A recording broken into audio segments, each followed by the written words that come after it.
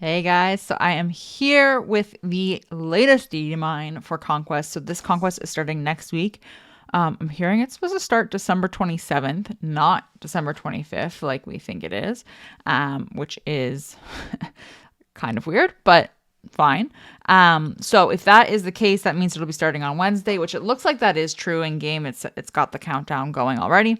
So we'll start this in a week, but I do want to go over, as usual, the feats that we're getting because we do have some new ones coming out and they're kind of interesting in a weird way, and what the plan will be going forward for that. So before we hop in though and look at the feats, I do want to say thank you so much to my patrons. I really do appreciate your support. It is a ton of fun hanging out with you in the Discord server, taking your questions, all that kind of fun stuff that we do on that server there. So again, thank you, and it has been awesome. Okay, let's look at the feats. So obviously, this graphic is not the best to look at in video form, but they do have it out on the SWGOH Events Discord server. It's also pinned on the HNN server, which you can find linked below. And it's just going over all the feats that we are going to be seeing in this Conquest series. So quite a few of them are actually repeats from the last one. They've been switched around in terms of which sectors we're going to be looking at to do them in, but a lot of it is a repeat. So we can keep that in mind going forward. Obviously, it is a new set of feats, a new Conquest series. So I am going to expect bugs to be in this Conquest series. But hopefully we can plan around it and still get to either, gold crate, crate 5, whatever crate it is that you're trying to get to, red crate, and just be able to kind of hammer our way through it, hopefully. Okay, so let's look in game, and I'm going to apologize in advance because normally I share my phone and to my computer over Discord, and Discord updated it, and it is absolute trash. If you talk to me at all about Discord, you know I hate it, and I can't share my screen anymore. So I'm doing a different software, and it's a little laggy, so I'm going to apologize. I'm also going to apologize because Jasper is banging away in his bouncer beside me, so hopefully he is mildly quiet. Okay, so let's start with global feats.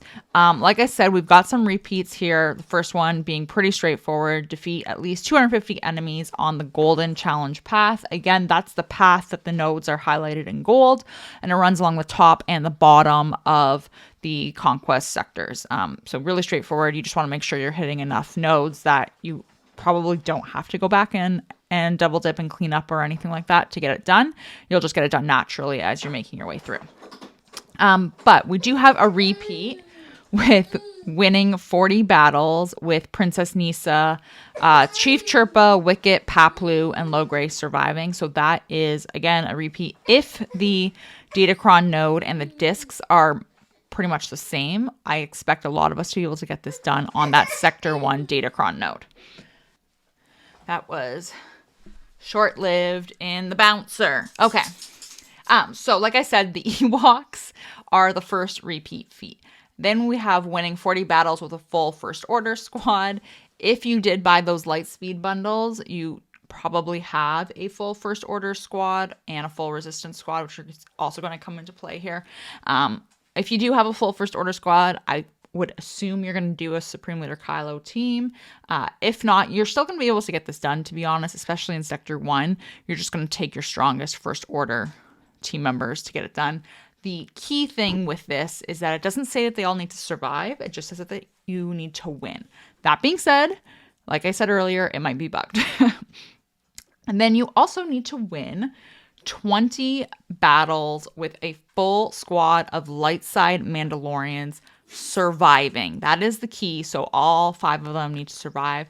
You're going to want to take your 5 strongest. Obviously, if you're going for the new bow, you're probably going to use her leadership here. It's going to make the team considerably better. And you're probably not going to have any issues with this feat. If you are not going with new bow, I would go with a BAM lead probably, just because you can utilize his damage immunity to kind of keep some of them around a little bit longer if you need to. The ones that are scoundrels, of course.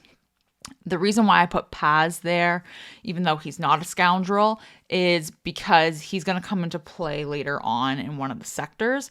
So I figured that would be the best way to double dip. However, if you're going to be doing this not in that sector, which is sector 3, where you're going to want to use Paz, you can sub him out for one of your other stronger light side Mandos, whether it's Sabine or whoever the case may be.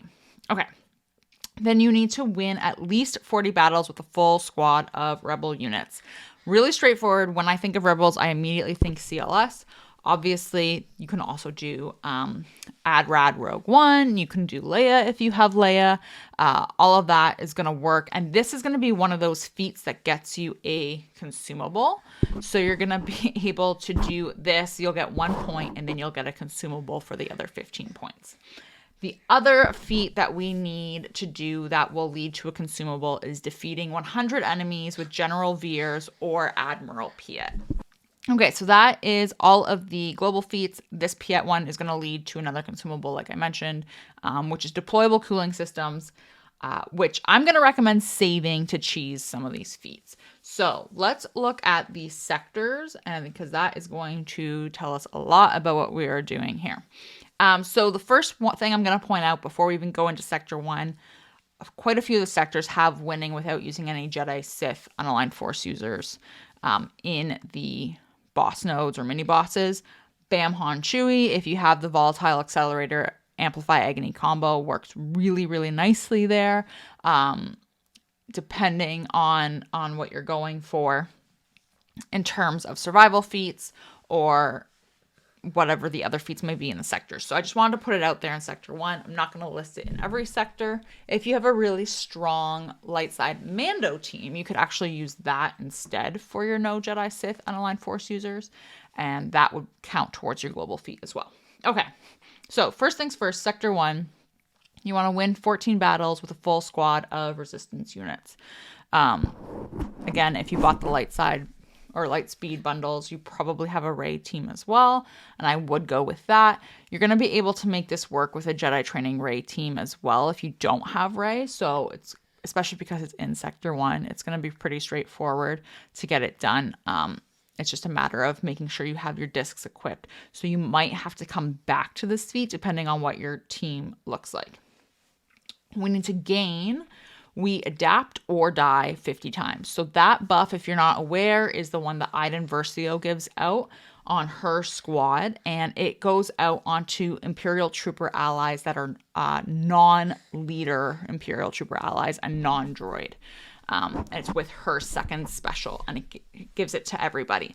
So you're going to want to be using like a typical Iden Versio, maybe not necessarily typical, but you're going to want to make sure that you don't have any leaders in your squad, and you don't want Dark Trooper in your squad either.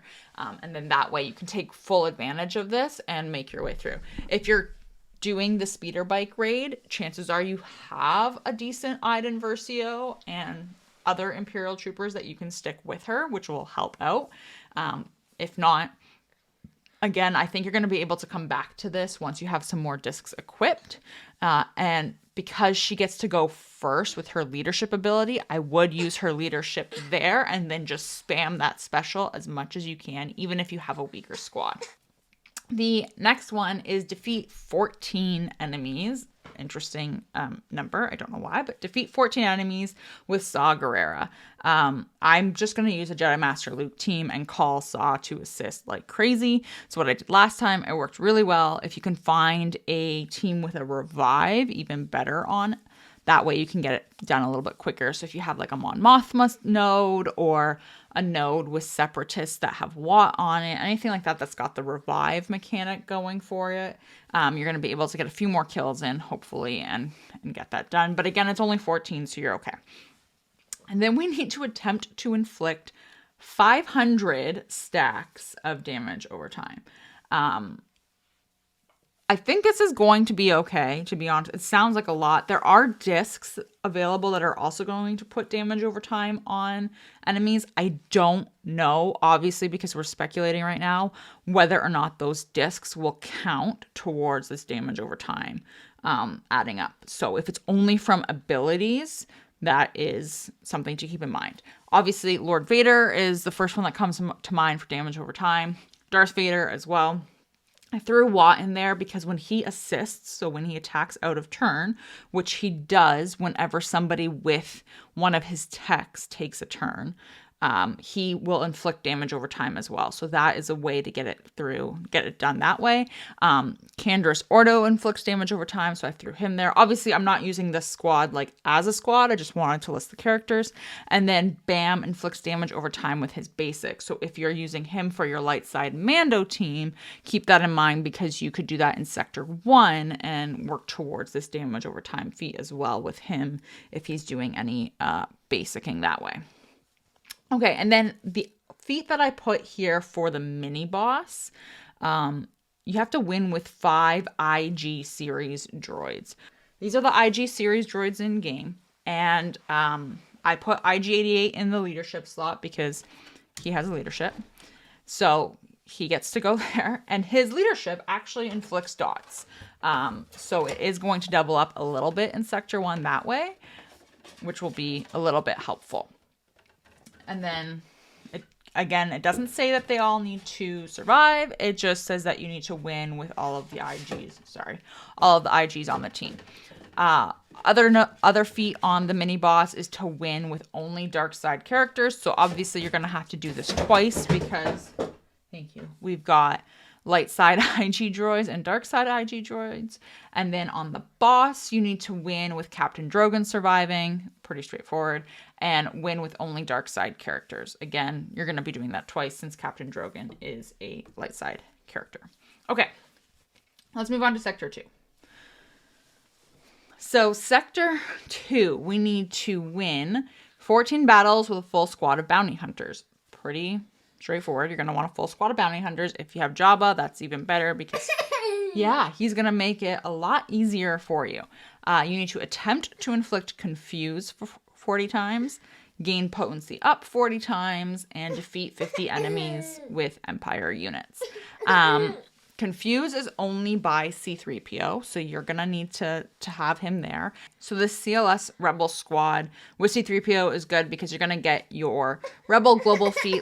Like I mentioned, you're going to get your Confuse feat from C-3PO, but then you're also going to gain potency up with him, which obviously is a little bit slow because he's only gaining it himself, but at least you can work on both of them at the same time. Okay, so if you have Jabba, then you can do a full bounty hunter team as well. And Greedo with his basic has the opportunity to gain potency up. So that is something to keep in mind. And then another way, just to quickly finish off this feat, Jedi Master Luke, because why not? If you call Old Ben to assist, Old Ben's basic has potency up on it. And then Kyle Katarn actually has an AoE potency up. So all of the allies will gain it that way as well. So something to keep in mind. Okay. Now, in terms of defeating 50 enemies with Empire units, General Veer's Imperial Troopers, this would be good because, again, it's going to carry over to the global feat where you need to defeat 100 enemies with Veers or Piet. So if you can land the kills with them and they're on your team, you're going to be able to double dip a little bit that way. If for whatever reason you can't, then I would look at doing a Grand Inquisitor squad. You don't necessarily need to do Reba lead. The key thing here is that they're all Empire units, so you're going to be able to gain that feat or get that feat done with the defeating there. But 8th brother and 5th brother are able to inflict or gain potency up as well. So that is the key thing to have on your squad. If you were to do an Inquisitor one, is just to make sure 8th brother and 5th brother are there so that you're getting potency up that way.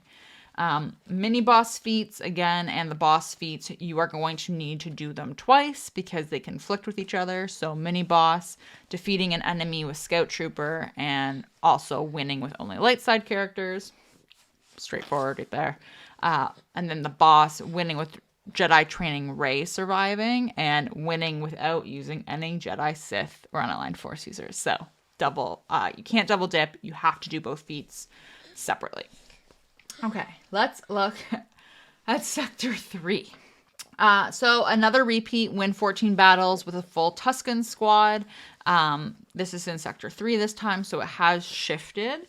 If you find like a trooper node, a node where the enemy is attacking out of turn a lot, as long as you've got that Chieftain Zeta, you're gonna be able to really take advantage of that and make your way through. And then again, you just have to win. So if it's ugly and you're getting by with 2 of them surviving, that's fine. It counts. Okay, now in terms of the other feats that are sort of interesting, you need to gain crit chance up 40 times, gain heat 100 times, which is only from Paz, and then attempt to inflict daze 100 times. So if you do a full Mando light side team, which will carry over to the global feat, caveat here being that they all need to survive for the global feat to count, you will also get crit chance up, heat from Paz, and you'll get daze. Bo-Katan has daze, and she's got Sabine has crit chance up, and the Mandalorian, not Bam, also wants crit chance up. So you're able to kind of take advantage of all of those. Thanks, Betty. All of those buffs that you need to be gaining, as well as dipping towards the global feat if you are working on that one. And then again, if you have shiny new Bo, definitely use her leadership instead. In terms of another daze crit chance up team, Jedi Master Luke, obviously, so he's got the AoE daze. And then you've got crit chance up is available on Bastilla Shan. It's also available on Jedi Knight Cal, I believe.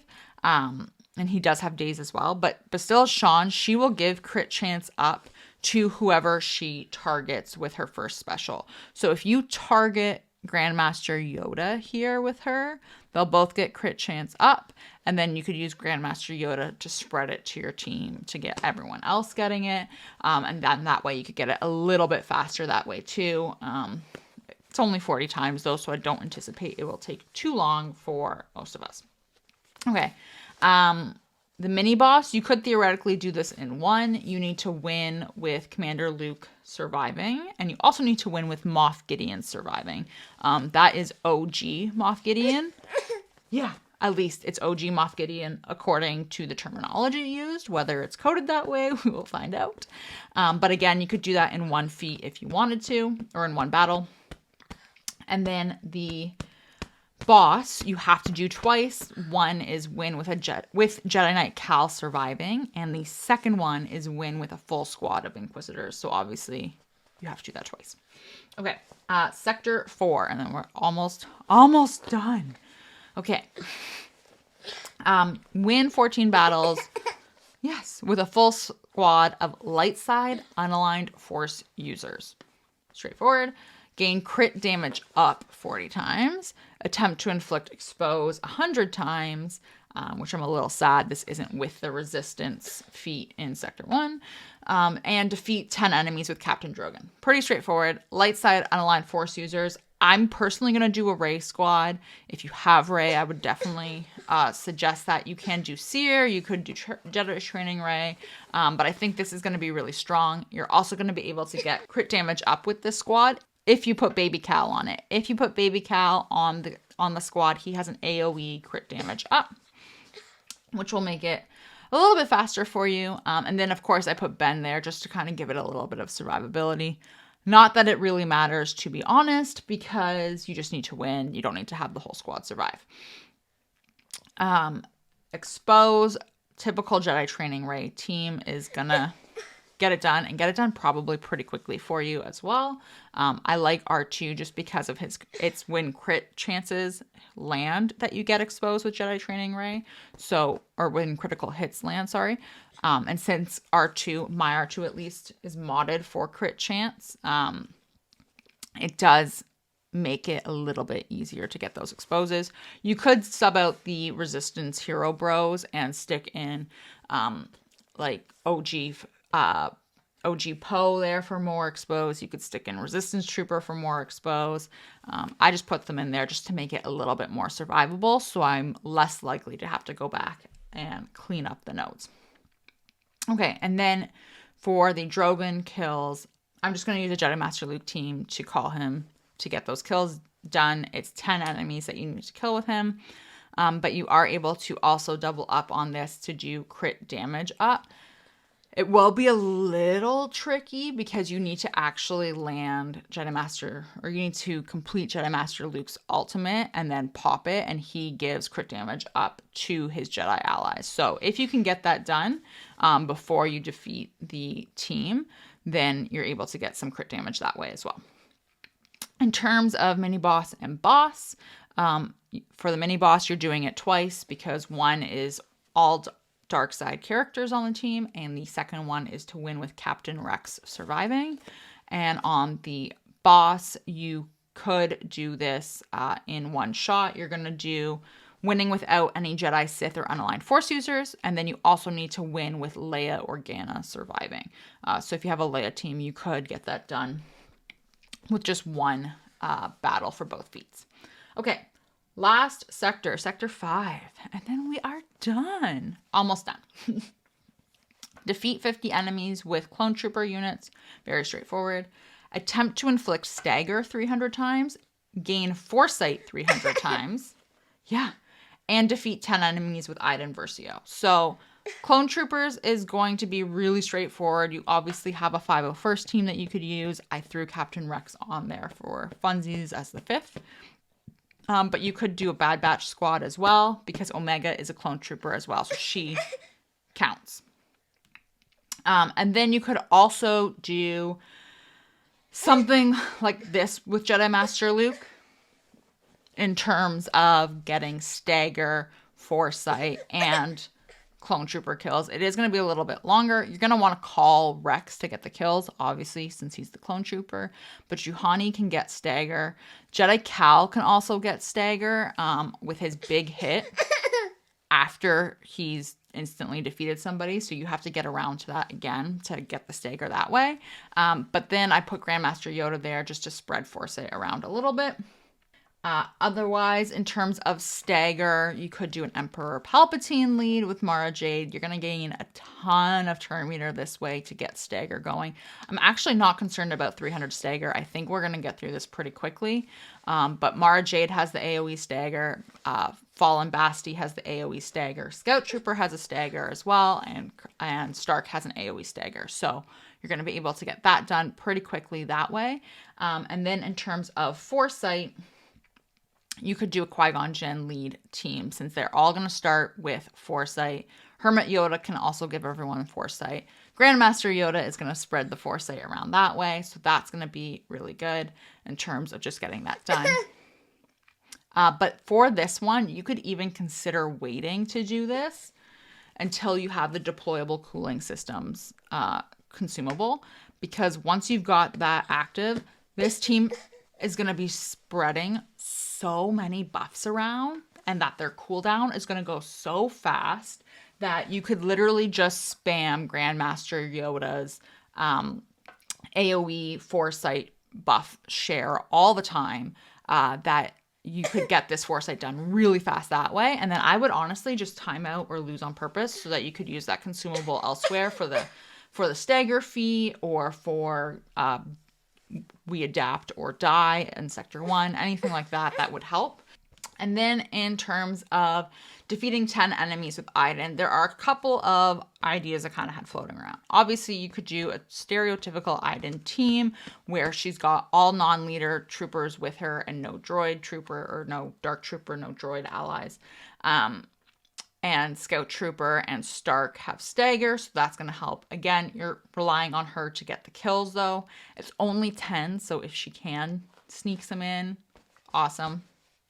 You could consider a Traya lead against Geos if you do have a Geo squad. She's basically going to have the Geos kill themselves pretty much because of her leadership, and then you could go in with Iden and land some kills that way. Could be iffy. The other thing I was thinking that might work as well, depending on discs, but if we had a voluntary Vanguard disc, and if we have a Mon Mothma node, or just like a node that has like a reviving mechanic on it, Tuscan Chieftain with the basic is going to be calling a random ally to assist. So theoretically, if they're calling Iden to assist, she could land some kills that way as well. So just something to keep in your back pocket when you're planning for that feat. In terms of mini boss and boss feats, mini boss win with Dark Trooper, Moff Gideon surviving. That, in my opinion, is so dirty because he's brand new, but whatever. Win with only light side characters. So you're going to do this boss twice to get both feats since you can't double dip. Thank you for pulling my hair, honey. And then the boss, win with a full squad of resistance units and win with only dark side characters. So again, you're going to do that twice. Keep in mind for that boss feat, win with a full squad of resistance units. Ben Solo is not tagged resistance, so do not take him on your resistance squad. Okay? Now, that is all of the sectors and the feats, etc. And I know what you're thinking. How buggy is it going to be? One, but also, what are you going to skip? Yes, buddy. Thank you. Thank you. What are we skipping for feats? So I went through and I did a little bit of math. As you know, we can skip 34 points to get red crate. And this is what I'm going to suggest. And this is only if you don't have these characters. So I'm making the assumption you did not unlock Robo Gideon last Conquest. I'm making the assumption you don't have Leia. And I'm making the assumption you don't have Jedi Cal. That right there is 11 points. That you are giving up by not having those characters. If you have them, by all means, use them and get these feats done, and that gives you more wiggle room. But then you can, if you are skipping those three in particular, you can, on top of that, skip one of the global feats, either 40 Ewoks or the 20 light side Mandos. For both of those feats, all of the team needs to survive. So all of the Ewoks and all of the light side Mandos need to survive. It's just a matter of which one can you get done based off your roster. And if you can get both of them done, would you rather do 40 Ewok wins or would you rather do 20 Mandalorian wins?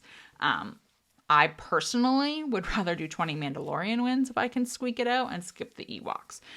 So if you skip that, plus the 3 listed above, that gives you a total of 26 points skipped. And then you have a wiggle room of 8 points because you can skip 34 in total. So those are the ones that I would suggest just off the top of my head. Again, if you do have those 3 characters, then I would definitely do those feats and take that 11 points that you're giving up, that I'm suggesting you give up, and maybe skip 14 Tuscan wins or skip gaining heat 100 times, anything like that that's worth the 10 points. Then you could just ignore that. Okay, that is it. Hopefully this was helpful. Like I said, this is supposed to start on Wednesday, and we should be able to get through this without issue. Hopefully there's not too many bugs. As usual, definitely hop in the H&N server if you need help because there are a ton of us willing to help each other, especially if there's bugs or anything like that going on.